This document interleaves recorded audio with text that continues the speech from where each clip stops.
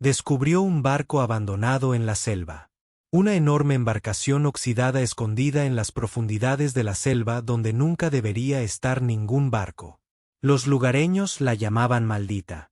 Pero dentro del barco abandonado, encontró algo escalofriante. Una foto de su madre tomada 2 años antes de que ella naciera.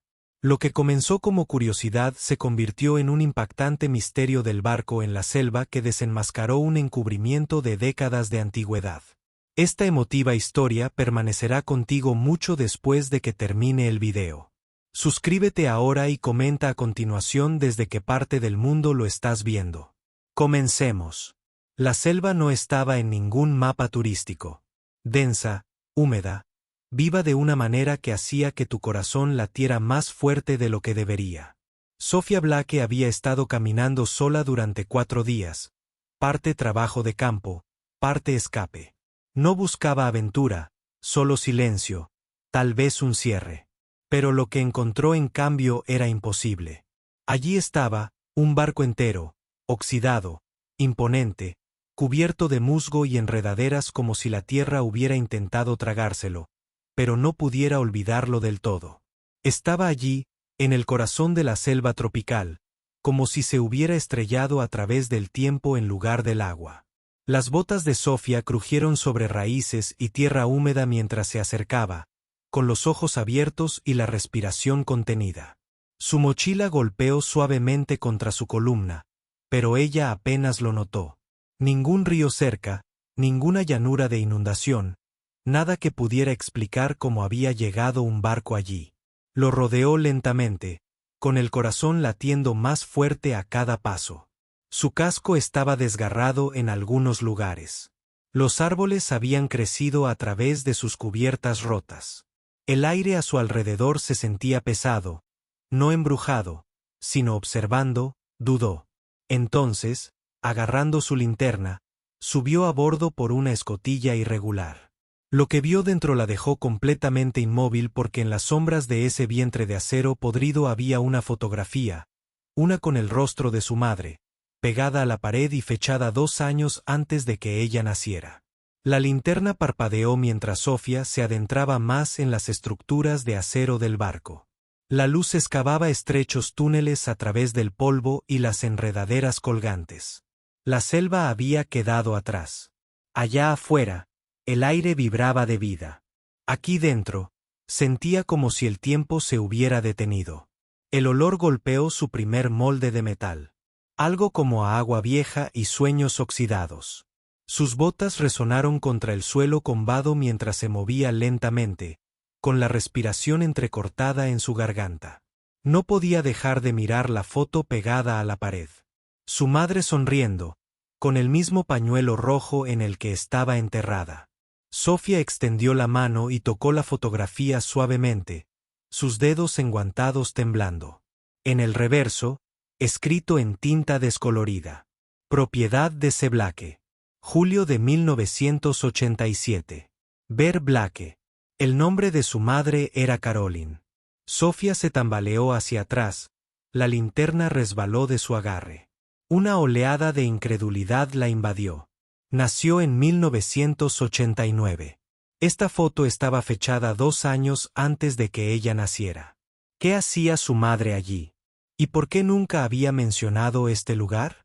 Sofía había crecido con fragmentos de las historias pasadas de su madre sobre pueblos costeros y noches tormentosas. Siempre romantizadas, nunca específicas. Su madre murió de cáncer cuando Sofía tenía solo 16 años. No había diarios, ni reliquias familiares, solo una mujer que amaba las viejas canciones marineras y bebía su café con demasiado azúcar. Y ahora, una fotografía pegada con cinta adhesiva dentro del cadáver hueco de un barco cuya existencia nadie conocía. Necesitaba aire que le diera vueltas. Corrió de vuelta a la escotilla por la que había entrado, pero algo la detuvo. Un sonido apenas perceptible. Un crujido metálico que no provenía de ella, ni del viento. Algo más profundo, como un movimiento. Sofía contuvo la respiración. La selva era demasiado densa para que alguien la siguiera hasta allí. Mateo, el guía, Se negó a regresar después del primer viaje. Dijo que el barco estaba maldito. Llama a los rotos, murmuró, y entierra lo que no quiere que el mundo recuerde. Ella se había reído de él entonces. Ahora no estaba tan segura. Lenta y cautelosamente, regresó por el pasillo. La luz de su linterna tembló ligeramente al cruzar una puerta medio arrancada de sus bisagras. Encontró lo que debió haber sido el camarote del capitán. Dentro había un escritorio, un archivador de metal y un catre con un colchón podrido. Pero fue el diario en el escritorio lo que la atrajo hacia adelante. Cubierto de moho, cuero deformado por el tiempo, aún tenía las iniciales. Se ve manos temblorosas. Abrió la primera página. 2 de julio de 1987. Si desaparezco, que esta sea la verdad que me siga. Sofía se sentó, leyendo línea tras línea. No era solo un diario de viaje. Era una confesión. Su madre había llegado aquí como bióloga marina, investigando un barco que se creía desaparecido en 1969 frente a la costa del Pacífico. Pero el barco no se había hundido. Había ido a la deriva, arrastrado por las corrientes oceánicas, perdido durante casi 2 décadas hasta que de alguna manera encalló cientos de millas tierra adentro, arrastrado en pedazos por tormentas e inundaciones antes de que la selva lo envolviera y lo hiciera desaparecer. Caroline había sido una de las primeras en encontrarlo. Pero no había estado sola. Había otros, hombres que habían intentado encubrirlo. Hombres que creían que el barco contenía algo más que acero podrido. No dijo qué, solo que los registros no eran simples registros de barco. Eran pruebas. Los había escondido. Escribió, y alguien la había seguido. Mencionó a un hombre solo como el navegante. Dijo que no tenía nombre, solo una agenda, que una vez le advirtió: si sigues cavando, este lugar también te enterrará. Sofía sintió un escalofrío en la espalda. En la siguiente entrada, su madre escribió sobre huir, tomando una última fotografía para demostrar que había estado allí. Luego nada. Arrancó la última página. El diario terminó. Sofía se puso de pie lentamente, con el peso de todo oprimiéndola. Respiraba con dificultad. Su visión se nubló, no por las lágrimas, sino por la abrumadora sensación de que se había adentrado en una historia que no estaba destinada a terminar. De repente, la linterna se atenuó y luego se apagó. La golpeó contra su palma. Nada. Estaba sola en un cadáver oxidado de secretos, sosteniendo el diario de su madre muerta, y algo aún la observaba. Su corazón latía con más fuerza, casi dolorosamente. Palpó las paredes en la oscuridad, rozando con los dedos el óxido y las telarañas, intentando desandar el camino. Entonces su bota chocó con algo. Una caja de metal. Se arrodilló y la atrajo hacia la poca luz que se filtraba del casco roto. Estaba cerrada con pestillo, pero allí estaba grabado en la parte superior con una letra apenas legible. Bitácora de navegación 1969, con la tapa de El Asrot clasificada. Las mismas bitácoras sobre las que había escrito su madre. Sacó una pequeña navaja del bolsillo y empezó a abrir la cerradura. Se dio con un chirrido. Dentro había docenas de páginas mecanografiadas y manuscritas, algunas dañadas por el agua pero legibles, coordenadas, nombres, menciones a una operación secreta, algo sobre interferencias de señales y tecnología experimental, notas sobre carga no registrada y detención no autorizada de civiles, y luego fotos. Una de ellas mostraba a una mujer con bata blanca, joven, fuerte, su madre. Detrás de ella, la misma nave. A su lado, un hombre con una cicatriz en el cuello, el mismo de la vieja foto familiar. Sofía lo había visto toda su vida, pero nunca le había preguntado por él. Pensaba que solo era un amigo. Sus manos empezaron a temblar. Un estruendo resonó en la barriga del barco. Sofía se incorporó de golpe, con el corazón latiendo con fuerza. Algo había caído o alguien había entrado. Agarró el cuaderno de bitácora. El diario los metió en su bolso y corrió de vuelta por el pasillo sobre el suelo crujiente hacia la sofocante luz verde de la jungla. Las ramas le rasparon los brazos. Sus botas resbalaron en el barro. No se detuvo hasta llegar al marcador del sendero que había dejado atrás. Una vieja cinta roja atada a un retoño. Cuando finalmente miró hacia atrás, con la respiración entrecortada, lo vio, una figura de pie al borde de la proa oxidada del barco, observándola, inmóvil, allí como siempre había estado. No gritó. Solo se susurró a sí misma: ¿qué encontraste? ¿Mamá y quién no querían que lo encontraran? Esa noche, Sofía no durmió. Levantó su tienda a kilómetros del barco, con el corazón aún latiendo con fuerza por lo que había visto y lo que no. La figura en la proa del barco no era una alucinación. Lo sabía. La forma en que permanecía inmóvil, decidida, no como algo que la observara, sino como algo que esperaba. Apretó el diario contra su pecho. Las palabras de su madre se sentían más pesadas ahora. Ya no eran ecos del pasado, sino advertencias. El navegante es real. No entierran secretos. Los anclan. Sofía miró fijamente el oscuro dosel sobre su tienda mientras los insectos zumbaban afuera y aullidos distantes resonaban a través de la selva. En su mente, no dejaba de revivir el momento en que se apagó la linterna. El diario, la bitácora, esa fotografía y ese hombre junto a su madre. ¿Quién era? Tenía que regresar, no por curiosidad, sino para terminar lo que su madre comenzó. Al amanecer, regresó. Esta vez, no tuvo cuidado. No se quedó callada. No le importaba si la selva sabía que venía. El barco se alzaba ante ella como una catedral oxidada, tragada por la tierra. Su casco irregular atravesaba el verde como un cuchillo olvidado. Y, sin embargo, ya no se sentía amenazante. Se sentía familiar, como algo que la llamaba a casa. Sofía cruzó la misma escotilla rota, con el corazón más firme esta vez. La luz entraba a raudales por las ventanas rotas. Rayos de oro cortando la descomposición. Y algo había cambiado. La foto había desaparecido. Donde había estado pegada. Solo quedaban 4 esquinas rotas de cinta amarillenta.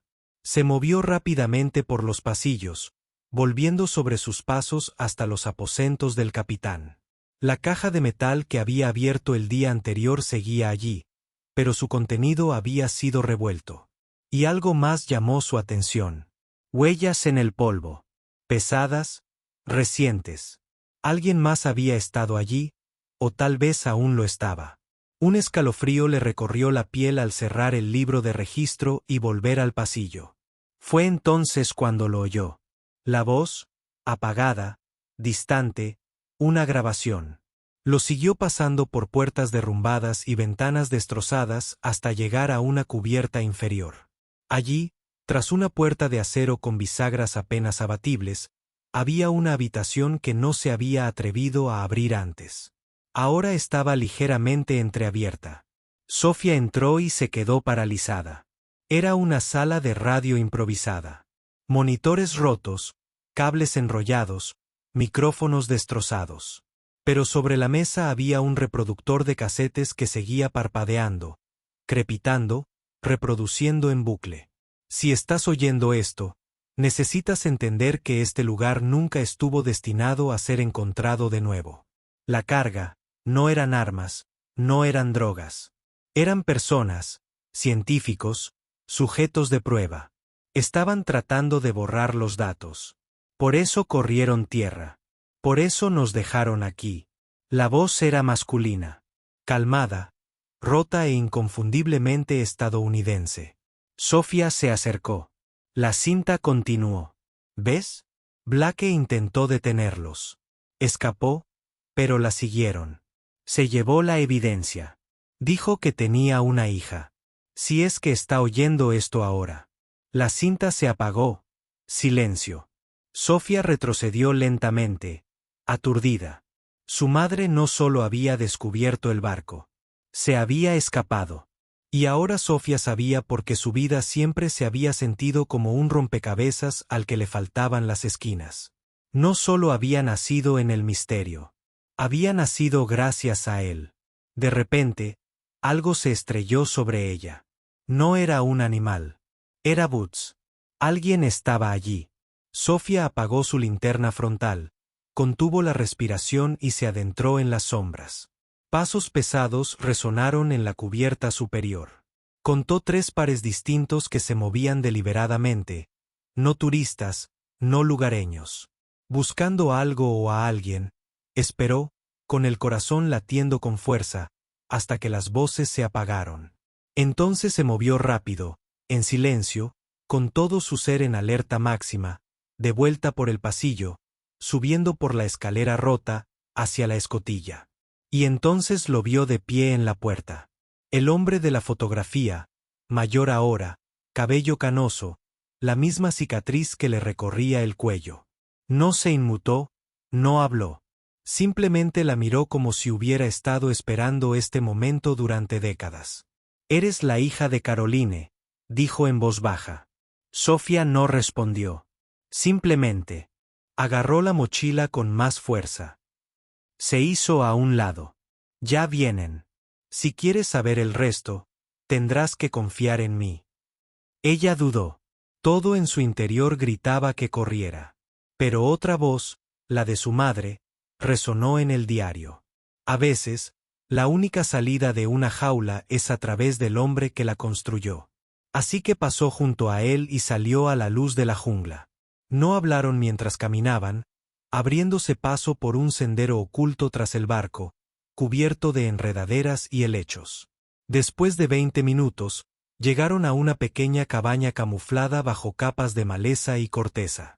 Dentro había equipos de radio, bidones de agua, mapas y una única fotografía en blanco y negro en la pared. Un grupo de hombres con uniforme militar, todos de pie frente al mismo barco. En el centro, su madre, más joven, segura de sí misma, sosteniendo un maletín. «Era una de nosotros», dijo el hombre hasta que se dio cuenta de lo que realmente hacíamos. Sofía se giró hacia él. «¿Qué hacías?» No respondió de inmediato. Se quedó mirando la fotografía con voz quebrada. Experimentos con civiles, vagabundos, gente que no se echaría de menos. Sofía sintió náuseas. «La jungla no se tragó esta nave», añadió. «Decidió quedársela. Y ahora la has encontrado, igual que ella». Le entregó un pequeño dispositivo, una memoria USB envuelta en plástico. Todo lo que intentó proteger. «Todas las pruebas están aquí». Sofía la tomó con manos temblorosas. «¿Por qué ahora?», susurró. La miró cansado. «Porque has vuelto y porque los fantasmas no descansan hasta que alguien finalmente los escucha». Esa noche, mientras el viento de la jungla agitaba el dosel, Sofía estaba sentada en la oscuridad, con la memoria USB en el regazo. No sabía si sobreviviría a lo que vendría después. Pero una cosa tenía clara, la verdad ya no estaba enterrada. La habían encontrado, y tenía el nombre de su madre por todas partes. Llovió con fuerza. Noche. Espesas gotas de la jungla golpeaban el techo de la cabaña como puños desesperados por ser escuchados. Sofía estaba sentada en un rincón, con las rodillas pegadas al pecho. La memoria USB se aferraba a su mano como si fuera a desaparecer si la soltaba. No había dicho una palabra desde que el hombre, el de la foto, el que conocía a su madre, se la había entregado. Ni siquiera preguntó su nombre. Él tampoco lo mencionó. Los nombres ya no parecían importar. No en esta historia. No cuando el mundo que creía conocer se desmoronaba como corteza podrida. Al amanecer, conectó la memoria a su portátil de campaña. Arrancó lentamente, la pantalla parpadeaba como si dudara en revelar lo que contenía. Apareció una carpeta. 6 archivos de última vigilia. La abrió. Dentro, docenas de archivos PDF etiquetados como personal. Manifiesto de barco. Carga no listada. Grabaciones de audio, algunas distorsionadas, otras nítidas. Un video titulado Testimonio 1987. Sofía contuvo la respiración. Pulsó el botón de reproducción. La pantalla estaba granulada, sepia. Pero allí, sentada frente a, sobre una mesa oxidada en una habitación iluminada por una sola bombilla colgante, estaba su madre, Caroline Blake. Cabello recogido en un moño suelto, ojos cansados, voz firme. Si estás viendo esto, probablemente me haya ido, esté huyendo o algo peor. Me llamo Caroline Blake. Formé parte de la Operación Jan. Nos dijeron que se trataba de investigación ambiental, datos climáticos, pero no fue así. El barco no era solo una embarcación. Era una prisión. Sofía parpadeó, con lágrimas en los ojos. Su madre continuó. Estábamos monitoreando las respuestas humanas al aislamiento, la exposición a sustancias químicas y el estrés psicológico. Voluntarios, dijeron, pero ninguno de nosotros se ofreció para lo que vino después. Una noche, interceptamos una señal de radio. Coordenadas, no militares, civiles, una llamada de socorro. Caroline hizo una pausa en la grabación, con la voz temblorosa. Encontramos un bote salvavidas. 7 personas dentro, perdidas. Las recogimos. No estaban en ningún manifiesto. Ese fue el error.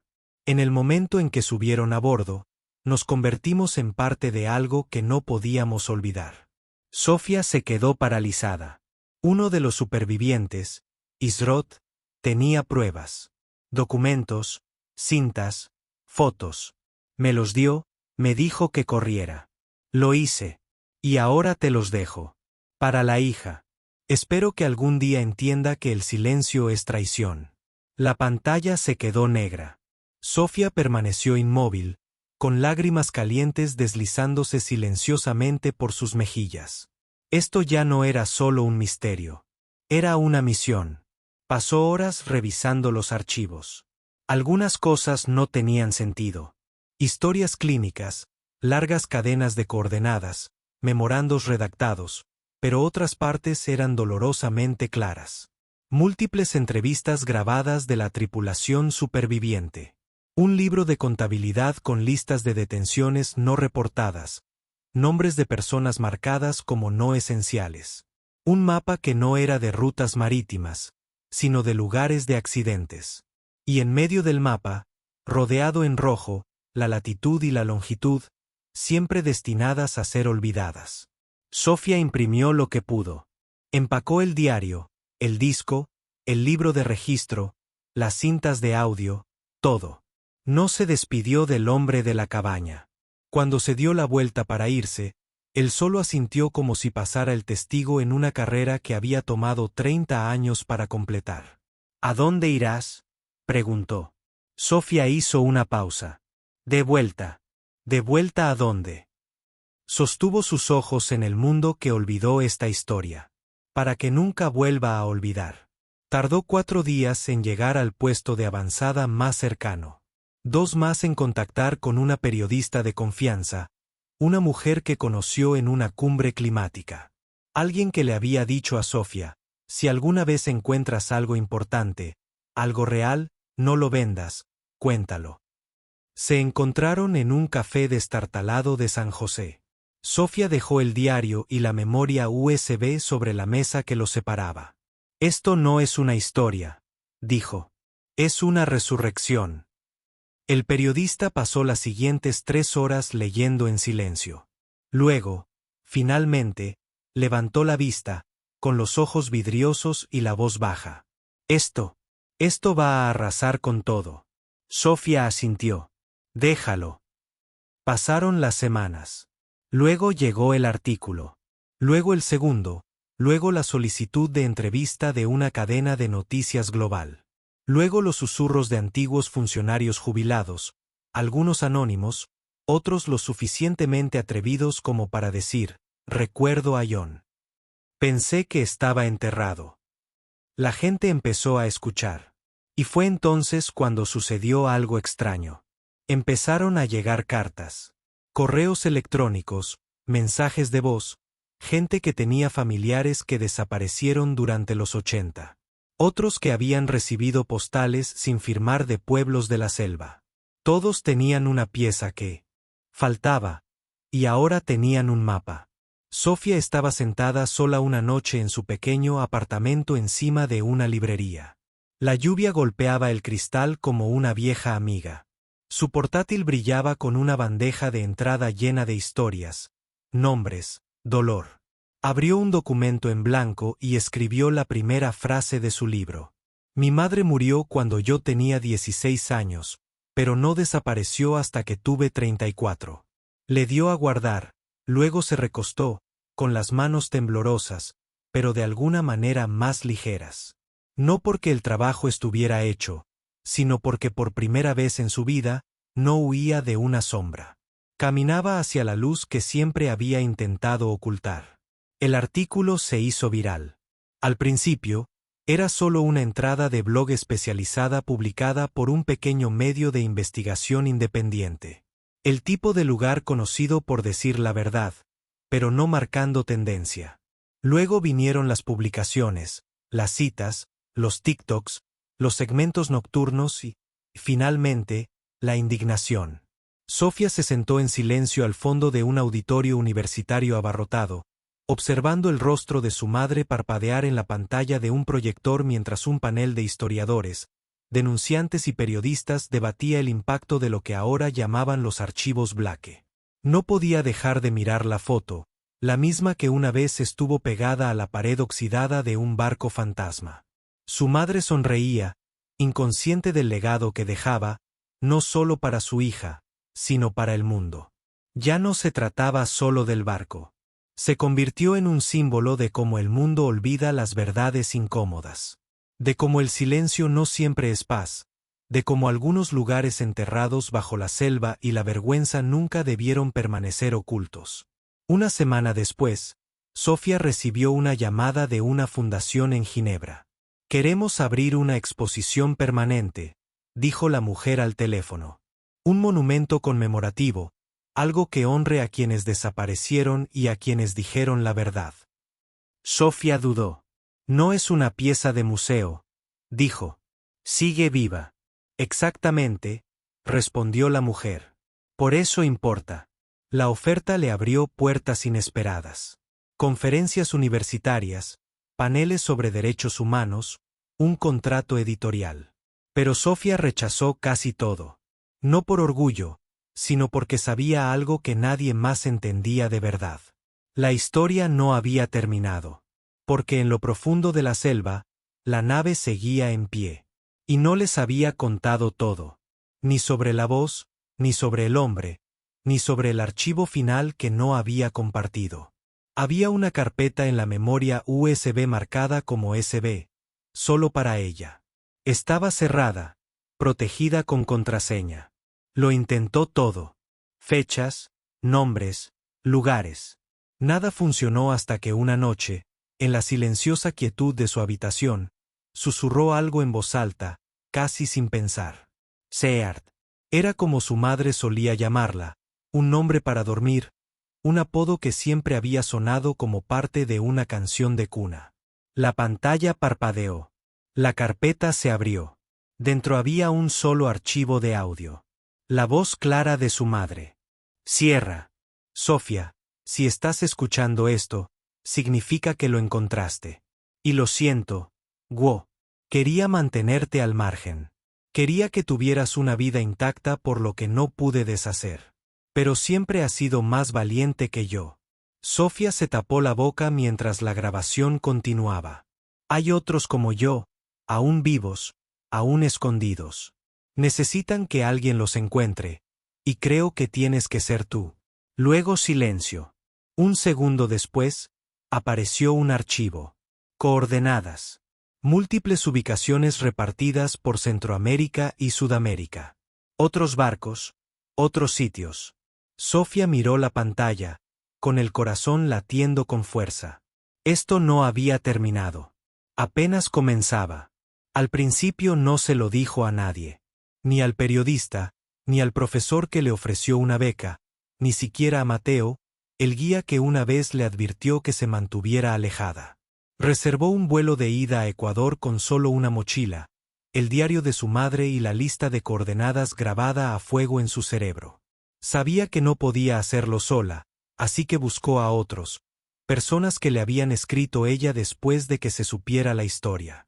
Una hija cuyo padre desapareció cerca de la costa venezolana en 1986. Un exbiólogo marino que una vez escuchó rumores de prisiones flotantes. Un hombre que trabajaba en vigilancia por radio que dijo haber interceptado una señal que marcaba la Operación Ion, pero le dijeron que borrara el archivo. No eran expertos, eran testigos, y juntos se convirtieron en algo más fuerte, un movimiento. Lo llamaron La Estela, un proyecto para rastrear y descubrir evidencia perdida de operaciones secretas del gobierno, enterradas en lugares olvidados. No solo barcos, sino búnkeres, instalaciones, archivos, y con cada pista, cada susurro del pasado, descubrían algo nuevo. Historias de sobrevivientes, de fugitivos, de personas a quienes les dijeron que nadie les creería jamás. Ahora les creían porque Sofía no solo había encontrado un barco en la selva. Había encontrado la llave de una puerta que el miedo había sellado, y tras ella, voces que el mundo había ignorado. Un día, casi un año después de subir por primera vez a bordo del oxidado barco, Sofía se paró en un podio en Copenhague. 1000 personas llenaron la sala de conferencias. Llevaba una chaqueta sencilla, con la brújula de su madre prendida al cuello. Hablaba no como una erudita, ni como una celebridad, sino como una hija, como una mujer que había oído algo que no podía olvidar. No vine aquí para ser famosa, le dijo a la multitud. Vine aquí porque el silencio tiene eco, y crecí en el espacio que dejó atrás. Hizo una pausa y luego continuó. Mi madre no quería ser recordada como una heroína. Solo quería ser escuchada. Y ahora llevo eso adelante, no como una carga, sino como una invitación. Se apartó del micrófono, y la sala se puso de pie para ella, no por los aplausos, sino por la verdad. Afuera, la lluvia caía suavemente, y en algún lugar, muy lejos, en lo profundo de la selva, un barco exhalaba con pulmones oxidados porque alguien finalmente había regresado. Y esta vez, no se marchaban. Sofía estaba de pie a la orilla de un río en el norte de Ecuador, el agua lenta y cristalina bajo la luz que se desvanecía. Sostenía la brújula en la mano, la brújula de su madre, su aguja se movía erráticamente, como si ya no supiera qué dirección llevarla. Habían pasado 8 meses desde el primer artículo, 5 desde la primera pista anónima sobre un segundo barco, 3 desde que encontró el diario de otro superviviente, uno que no sobrevivió lo suficiente para contar su historia. Y apenas una semana antes, había encontrado algo que la hizo desear no haber abierto la siguiente puerta. Un sobre Manila, sin remitente, enviado al centro comunitario de Costa Rica, donde había dejado un apartado postal por si acaso. Dentro de una sola foto Polaroid, amarillenta por los bordes, su madre yacía inconsciente en la cubierta del barco, y de pie sobre su rostro en la sombra, el hombre que le dio a Sofía la memoria USB. Sus manos temblaron durante horas después de verla. Esa noche, se sentó sola en una choza destartalada alquilada por $10 la noche, sin electricidad, solo velas, y contempló la foto durante lo que le pareció una eternidad. Confiaste en él, susurró. Yo confié en él. Pero la confianza siempre había sido algo frágil en este viaje. Recordó algo.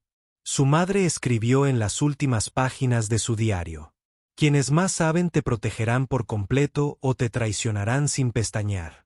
Hasta ahora, Sofía había visto ambas cosas. En las semanas siguientes, dejó de responder a las solicitudes de los medios, rechazó ofertas de documentales e ignoró los correos electrónicos de quienes querían adquirir los derechos. No quería fama. Ni siquiera quería justicia, no como el mundo la exigía. Quería paz.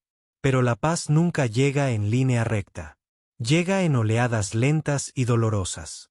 Una tarde, visitó un pequeño pueblo cerca de la frontera con Perú, un lugar del que le había hablado un exoperador de radio que una vez, borracho, afirmó que una mujer que parecía un fantasma había pasado por allí en 1988. Sofía trajo la foto. Una mujer mayor del pueblo la miró fijamente, entrecerrando los ojos por las cataratas. Luego dijo en español: se quedó en esa casa azul, no hablaba mucho, escribía cartas todas las noches que quemaba antes del amanecer. Sofía preguntó si conservaba alguna de esas cartas. La mujer negó con la cabeza, pero dijo algo que le quedó grabado. Lloró sin sonido. Así supe que era real. Esa noche, Sofía se sentó bajo las estrellas afuera de la casa azul, ahora vacía. El techo se derrumbó y, por primera vez en meses, se permitió llorar también. Fuertemente. No porque estuviera rota, sino porque finalmente fue lo suficientemente blanda como para sentirlo. Durante los siguientes meses, Sofía dejó de seguir cualquier pista. En cambio, comenzó a escuchar más las historias que la gente le contaba, las que susurraban cuando no había nadie más cerca, el temblor de sus manos al entregar postales viejas, brújulas rotas, incluso pedazos de uniformes rasgados. Algunos no tenían ninguna prueba, solo el recuerdo. Pero eso fue suficiente porque el recuerdo, cuando se comparte, es prueba de presencia. Empezó a escribir de nuevo. No unas memorias, ni una denuncia, sino una colección de entradas cortas que tituló Cartas que desearía que pudiera leer. Una entrada decía: querida mamá, antes me enojaba que no me lo dijeras. Ahora lo entiendo. Algunas historias no sobreviven a la luz del día, pero yo llevaré la tuya de todos modos. Otro: Dios mío, puedes descansar. Puedes dejar que la historia respire sin desangrarte. Entonces llegó el mensaje anónimo dejado en el buzón de voz de una radio regional que había visitado durante un proyecto de divulgación. No se ha ido, no del todo. La selva tiene memoria. Habitación 7, Clínica Abaclara, Costa Norte. Pregunta por Luose. Sofía lo escuchó 5 veces. ¿Podría ser real? Otra pista, otro fantasma. Casi lo borra. Pero su madre había dicho una vez: las verdades más salvajes vienen en susurros. Así que empacó una maleta y siguió el susurro. Aua Claraara era poco más que un desgastado edificio blanco junto al mar, rodeado de palmeras y aire salado. Entró, con el diario apretado contra su costado como un escudo. La enfermera del mostrador arqueó una ceja. Busco a alguien llamado Luose. La enfermera la miró fijamente un buen rato, luego señaló un pasillo. Habitación 7. Sofía se acercó silenciosamente a la puerta y llamó. No hubo respuesta. Giró el pomo. Lentamente, con el corazón latiendo con fuerza, y allí, sentada en una mecedora junto a la ventana, estaba una anciana, de pelo rubio, delgada, callada, con los ojos cerrados. Pero cuando Sofía dijo: Caroline, la mujer abrió los ojos y susurró: has vuelto a casa. No era su madre, sino alguien que la conocía, alguien que había sobrevivido. Alguien que, por primera vez en años, recordaba en voz alta. Su nombre era Elena. Había estado en el barco.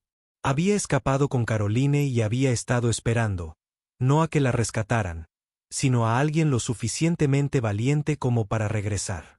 Le entregó a Sofía una pequeña bolsa cosida con hilo rojo descolorido dentro de una carta escrita a mano por su madre. Si alguna vez te encuentra, dale esto. Sofía no la abrió de inmediato. Se sentó fuera de la clínica durante horas, mirando el mar. Cuando finalmente la abrió, la tinta estaba descolorida, pero las palabras eran claras. Mi Sofía, si has llegado hasta aquí, significa que has recorrido el camino que yo no pude terminar. Y lo siento mucho. Pero debes saber esto: nunca quise protegerte de la verdad. Solo quería que la verdad te encontrara cuando fueras lo suficientemente fuerte para cargarla. Y ahora lo eres. Te amaré siempre. Moi. Esa noche, Sofía encendió una vela en la arena y dejó la carta a su lado. Las olas rompían suavemente, y por primera vez, no se sintió atormentada. Se sintió completa porque la sanación no llega cuando encontramos las respuestas.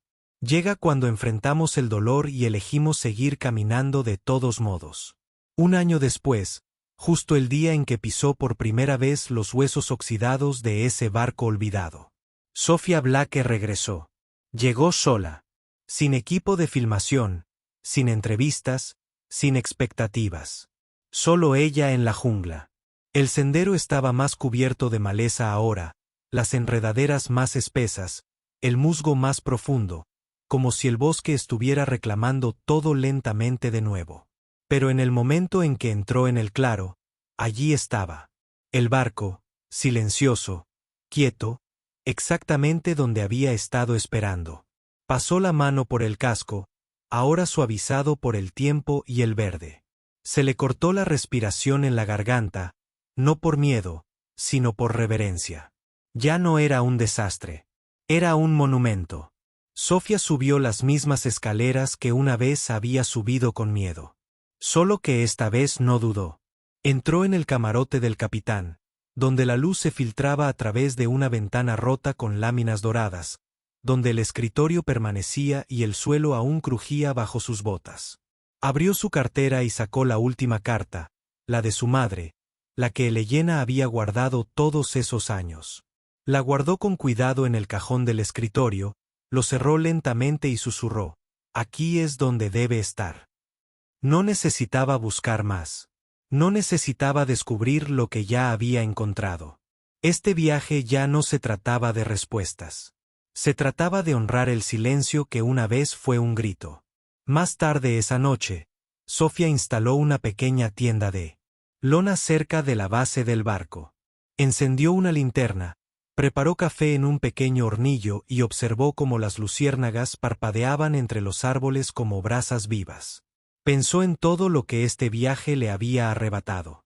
Pero también pensó en lo que le había dado, una voz que ya no temblaba, una verdad que ya no necesitaba permiso y una madre a la que ya no lloraba, sino que llevaba adelante. Esa noche, escribió en su diario: «Dicen que el dolor es una marea, pero a veces es un río. Y cuando lo sigues el tiempo suficiente, no te ahogas. Llegas». En los meses siguientes, Sofía fundó una organización sin fines de lucro llamada Second Whack.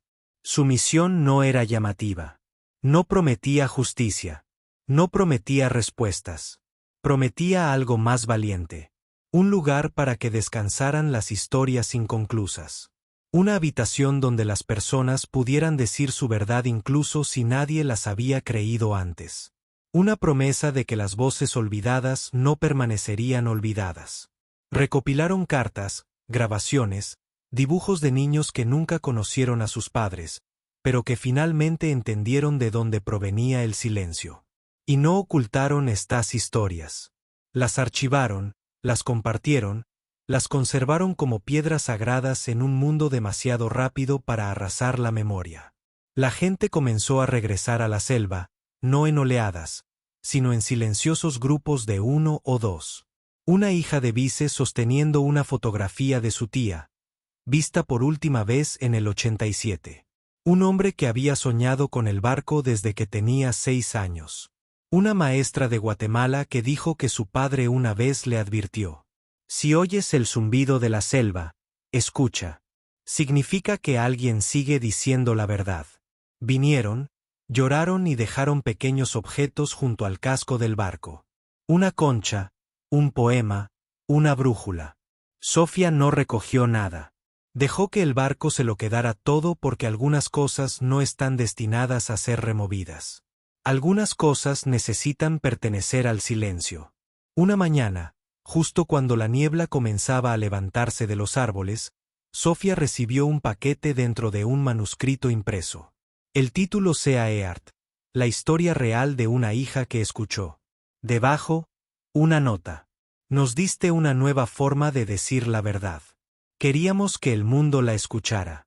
No nos debes nada, pero te debemos todo. Era de sobrevivientes. De hijos de los perdidos, de personas que no tenían voz hasta que Sofía se paró en esa selva con nada más que una linterna y una pregunta. El libro se convirtió en más que unas memorias. Se convirtió en un movimiento. Las escuelas comenzaron a usarlo para enseñar empatía. Los psicólogos lo citaron en estudios sobre trauma intergeneracional. Y sobrevivientes que nunca se habían atrevido a hablar. Escribieron y firmaron sus nombres. Años después, Sofía regresó a la selva por última vez. Esta vez, no estaba sola. A su lado estaba una joven de ojos brillantes con un diario doblado en la mano. Una estudiante universitaria, una investigadora, alguien que había leído Sea Hart y dijo, «Creo que ahora también estoy lista para escuchar». Sofía sonrió y le entregó la brújula. «No apunta al norte», dijo, «pero siempre encuentra la verdad». Mientras estaban frente al barco, el viento azotaba suavemente. Las hojas susurraban como un silencio que se extendía a lo largo de las generaciones. Sofía levantó la vista por última vez. La selva estaba en calma. El silencio era cálido, y el barco parecía exhalar. Porque esto ya no era un naufragio, era testigo del dolor, del coraje, del legado. Y porque una mujer regresó, nada de eso tenía que quedar enterrado. A veces lo más poderoso que podemos hacer no es hablar, sino escuchar. Escucha las historias que el mundo intentó borrar. Escucha el silencio que heredamos de quienes no pudieron decir su verdad. Escucha las partes de nosotros mismos que enterramos, pensando que estaban demasiado rotas, demasiado pesadas, demasiado extrañas para importar. Sofía Blake no se propuso ser una heroína. Simplemente siguió un susurro, una fotografía, una brújula rota, una pregunta sin respuesta, y eso la llevó a algo que el mundo había olvidado. Que cada voz importa, que la verdad no caduca y que la sanación comienza en el momento en que alguien finalmente dice, «Te creo». No necesitamos encontrar un barco en la jungla para cambiar una vida. Solo necesitamos crear un espacio donde alguien se sienta lo suficientemente seguro como para ser escuchado. Fin. A continuación, 2 historias inolvidables más esperando ser escuchadas. Haz clic para seguir escuchando y suscríbete si crees que incluso la voz más silenciosa, los hielos merecen hacer eco.